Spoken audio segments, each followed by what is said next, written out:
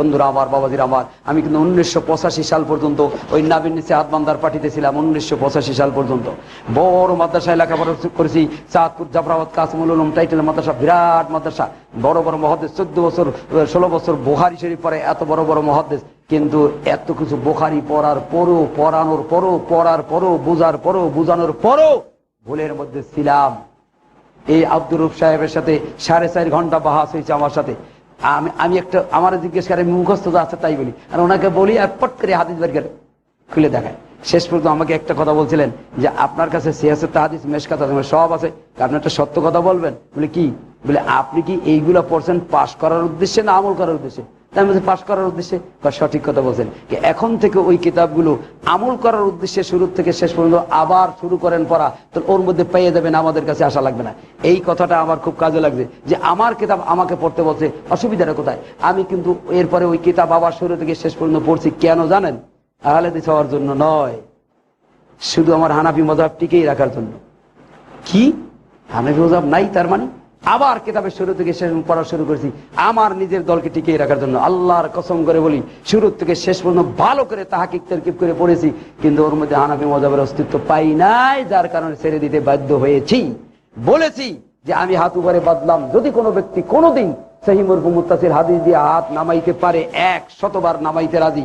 এই বহুত 1985 সাল থেকে আহলে হাদিসের জন্ম আমার, এই আজ পর্যন্ত আজও পর্যন্ত কেউ হাত হাদিস দিয়ে গায়ের জোরে নামানোর চেষ্টা করছে অনেকেই, লাঠির জোরে নামানোর চেষ্টা করছে অনেকেই, কিন্তু হাদিস দিয়ে নামাইতে পারে নাই। আমার বিশ্বাস আবার যদি নবী আসে, আবার যদি কোরআন নাজিল হয়, সেই দিন পারবে আমাদের আমল পাল্টাইতে, এর আগে পারবে না। এর আগে দলের জোরে মনোবল, জনবল, অর্থ বলে অনেক কিছু করতে পারবে, কিন্তু হাদিসের বলতে ইনশাআল্লাহ পারবে না। বিশ্বাস করেন কিনা জানি না, গত বছর কিশোরগঞ্জে এক মাহফিলে গেছি, তো এই মাহফিল ওখানে আহলে হাদিস কম, একদল হুজুরের আসছে আমাকে ধরা করার জন্য। ওর মধ্যে একজন হলো মুহাদ্দিস, মানে আলেম পয়দা করে, যিনি আলেম জন্ম দেয়, এইরকম একজন আসছে। এখন আইসে কথাবার্তা হতে হতে তা আমি বলছি, হুজুর একটা সত্য কথা বলবো? বলেন। এরকম সামনাসামনি যে আপনার ওই দুইটা চোখ দিয়ে জীবনে কোনোদিন হাদিসের পাতায় নাভির নিচে হাত বান্ধার কথা দেখছেন? সত্য কথা বলেন। সব আলেমরা চাইরে, আপনার ওই দুইটা চোখ দিয়ে জীবনে কোনোদিন দেখছেন? কতক্ষণ করে কয় না আমি দেখি নাই, সবাই দেশে হাসে।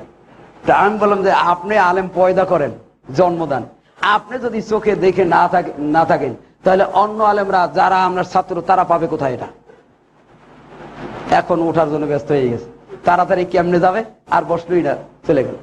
ভাইরা আমার, আল্লাহর কসম, কিয়ামতের মাঠে আপনার আমল মিলন হবে রসুলের আমলের সাথে, কোন ইমামের আমলের সাথে না, আমার আমলের সাথেও নয়। রসুলের আমল পাবেন কোথায়?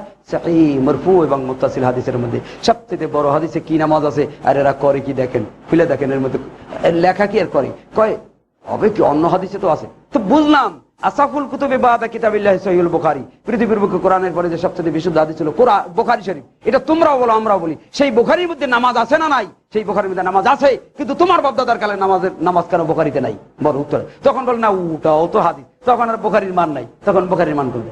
দেখো বুখারী তো তোর বুখারী সব বাদ দে, বাদ দে, বুখারী রয়েছে। এত আলেম ওলামা তারা কি বুঝে নাই? বুখারীর চাইতে আলেম বড়, তাদের কাছে বুখারীর চাইতে ইমাম বড়, তাদের কাছে বুখারী মুসলিমের চাইতে হুজুর বড়। যাদের কাছে হাদিসের চাইতে হুজুর বড় হবে, তারাই হলো মুশরিক, তারাই হলো কাফের। এদের ধারে কাছেও যাবেন না, কোশ্চিন গেল সঠিক ফতুয়া পাবেন না।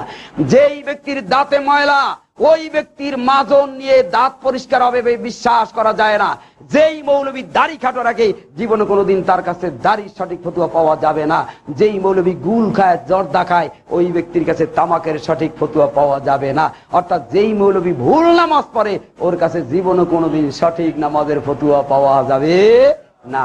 আল্লাহ রাব্বুল আলামিন আমাদের সকলকে বুঝার, জানা এবং সঠিক তথ্য এবং তথ্য উপলব্ধি করে সেই অনুযায়ী আমল করে দুনিয়া থেকে বিদায় নেওয়ার তৌফিক এনায়েত করুন। আমিন।